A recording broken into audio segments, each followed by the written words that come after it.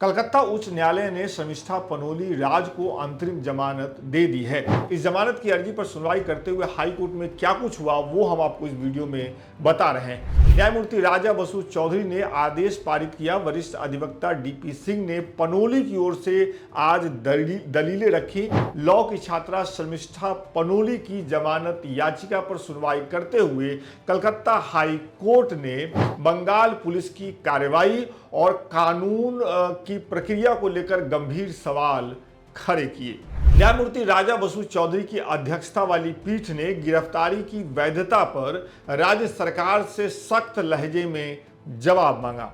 सुनवाई की शुरुआत में ही जज ने केस डायरी से लेकर के एफआईआर तक दिखाने की बात कही। जब राज्य सरकार ने यह मामला नियमित पीठ के सामने उठाने की बात कही, राज्य सरकार ने कहा कि हम नियमित पीठ के सामने ये बात रखेंगे, ये मामला उठाएंगे, तो न्यायमूर्ति चौधरी ने स्पष्ट शब्दों में कहा कि नहीं, हम ही इस मामले की सुनवाई करेंगे।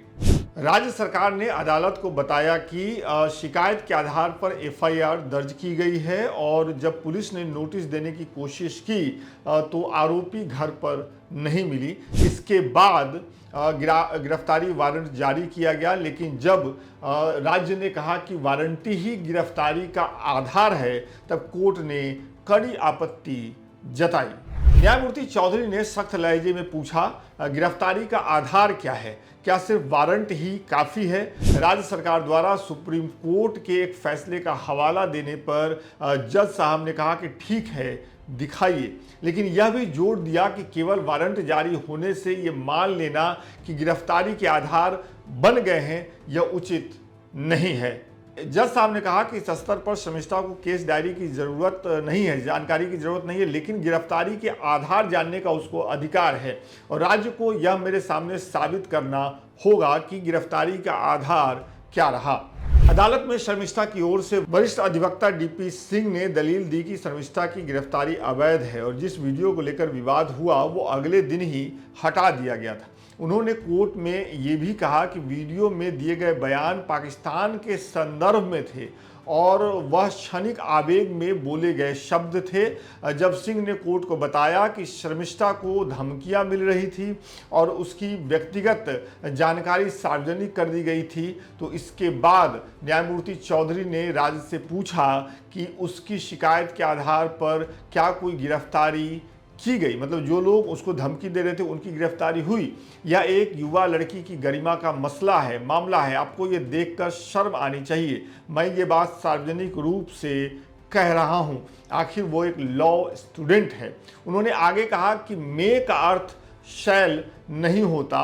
आपकी यह दलील कि गिरफ्तारी की स्वतंत्रता का मतलब गिरफ्तारी की अनुमति है, यह गलत है। ये जज साहब ने कहा कि आप जो गिरफ्तारी का आधार दे रहे हैं वो गलत है। इससे पहले मंगलवार को शर्मिष्ठा पनोली की अंतरिम जमानत याचिका खारिज कर दी गई थी।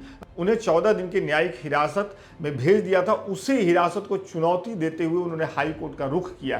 यह गिरफ्तारी उस वीडियो को लेकर की गई थी जिसमें कथित रूप से धार्मिक भावनाएं आहत हुई। शर्मिष्ठा के वीडियो से धार्मिक भावनाएं आहत हुई। ये मामला ऑपरेशन सिंदूर से जुड़ा हुआ है। इससे पहले इस मामले की सुनवाई न्यायमूर्ति पार्थ सारथी चटर्जी ने की थी, जिन्होंने याचिकाकर्ता को तत्काल राहत देने की मांग को खारिज करते हुए कहा था कि 2 दिन में आसमान नहीं टूट पड़ेगा। लेकिन इसके बाद आज जो है वो जमानत मिल गई, अंतरिम जमानत मिल गई। अब आपको पूरा मामला समझा देते हैं। 14 मई 2025 को शर्मिष्ठा ने एक पाकिस्तानी फॉलोअर के सवाल के जवाब में वीडियो पोस्ट किया था जिसमें भारत की सैन्य कार्रवाई को लेकर टिप्पणी की गई थी।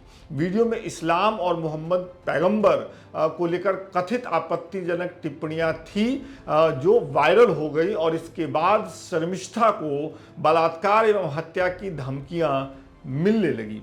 30 मई को गुरुग्राम से कोलकाता पुलिस ने उन्हें गिरफ्तार किया और ट्रांजिट रिमांड के जरिए उन्हें कोलकाता लाया गया। उन्हें 13 जून तक न्यायिक हिरासत में रखा गया। इस पूरे घटनाक्रम ने राजनीतिक रूप भी ले लिया। भारतीय जनता पार्टी ने इस गिरफ्तारी की आलोचना करते हुए राज्य सरकार को घेरा। पार्टी ने कहा कि शर्मिष्ठा ने न केवल वीडियो डिलीट कर लिया था बल्कि माफ़ी भी मांग ली थी। इस बीच सोशल मीडिया पर उनके समर्थन और विरोध में भी प्रतिक्रियाएं आने लगी। प्रतिक्रियाओं का आना भी जारी रहा।